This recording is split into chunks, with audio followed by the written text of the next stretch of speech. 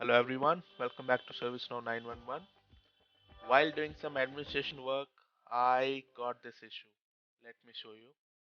This is my product model table, and if I want to update this description, I'm not able to do it because I'm getting this message.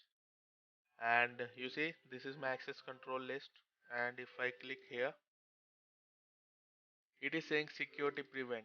So in both the cases, I'm not able to edit, but reasons are different.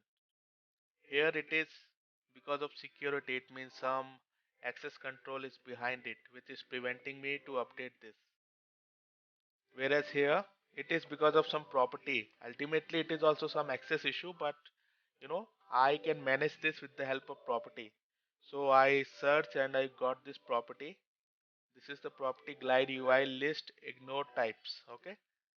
So these all are the types which are not editable via list and it is maintained by this property.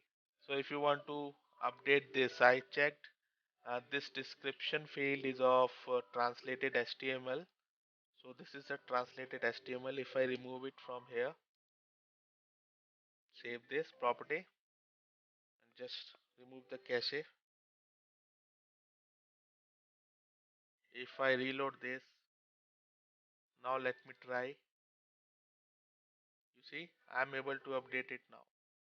So this is managed by this property. In case if you want to add any new type, you can do so by using comma, and if you want to remove it, you can do it by here. So this is it. This is the basic difference which I wanted to tell you. Same thing but different reasons. I hope you like it. Subscribe to the channel. Thank you so much.